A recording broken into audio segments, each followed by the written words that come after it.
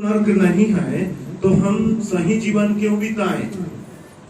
हम चोरी करें, हम झूठ बोले, हम भी छल कपट करें, खून खराबा करें, मार काट करें, लूटपाट करें, क्यों गरीबी में जिंदगी व्यतीत करें? हम सिधाई का जीवन क्यों व्यतीत करें? हम नौकरी भी करने की क्या जरूरत है जब पाप पुण्य है ही नहीं, जब स्वर्ग नहीं है, नरक नहीं है, कोई दंड भी नहीं मिलेगा, कोई न्याय भी नहीं होगा, तो अच्छाई में जीवन जीने का कोई मतलब है? बताइए आप। कोई मतलब नहीं है।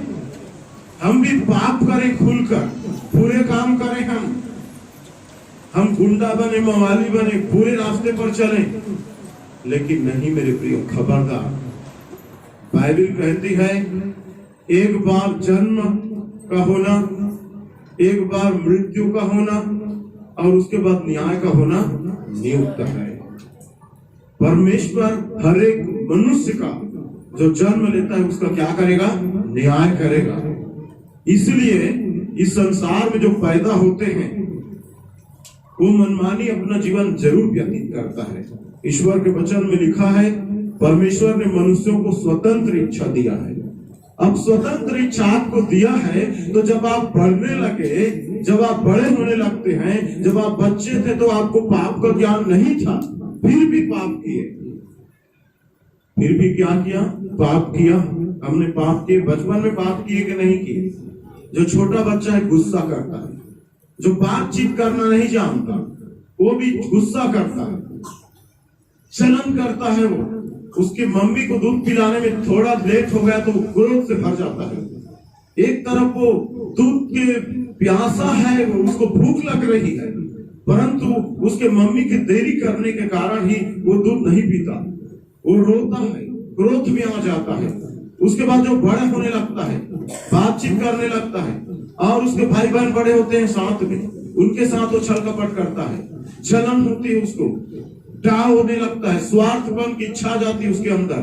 वो बोलता है मैं ही ये खाऊंगा, मैं ही माता के साथ, माँ के साथ सोऊंगा या पिता के साथ गाड़ी में बैठ कर जाऊंगा।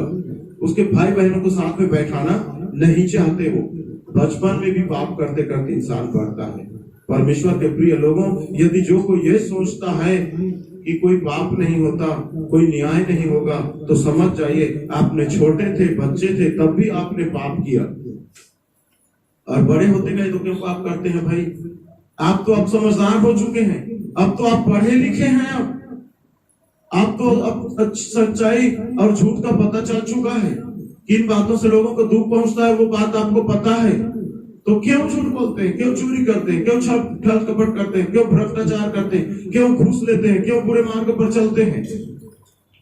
और वे लोग जो कहते हैं स्वर्ग और नरक नहीं है, स्वर्ग भी नहीं है, तो फिर हम सही जीवन बिताने का क्या मतलब? सीधा साधा व्यक्ति बनकर जीवन व्यतीत करने का क्या मतलब? लेकिन बाइबल कहती है न्याय एक दिन होगा, और इसलिए आज हम एक सच्चे ईश्वर पर हम विश्वास करते हैं जो जीवित है, जो जीवित है, जिसको हमने नहीं परंतु जिसने हम सबको बनाया, जिसने एक विशेष उद्देश्य और योजना के साथ हमको बनाया। मैं भी जब तक अनजान था मनमानी जीवन जरूर बिताया, अज्ञानता में जरूर जीवन बिताया, पाप में जरूर जीवन बिताया, लेकिन अब नहीं मेरे प्रियो। जिस दिन से हमने जान लिया, पहचान लिया है, हम ईश्वर के बताए हुए सही मार्ग पर हम चलने की कोशिश कर रहे हैं, पूरा प्रयास हम कर रहे हैं, ताकि हम यह जीवन उद्धार के लिए, उद्धार पाने के लिए, उस उद्धारकर्ता के पास जाने के लिए, स्वर्ग को प्राप्त करने के लिए यह जीवन हम बिता रहे हैं।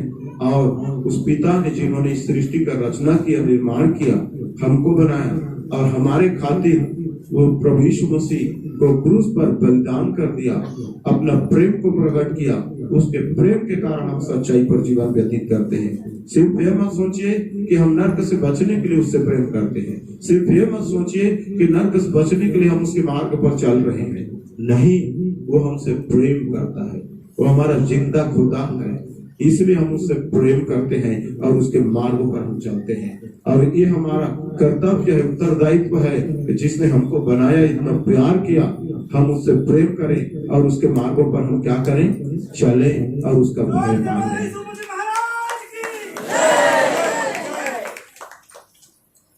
ईश्वर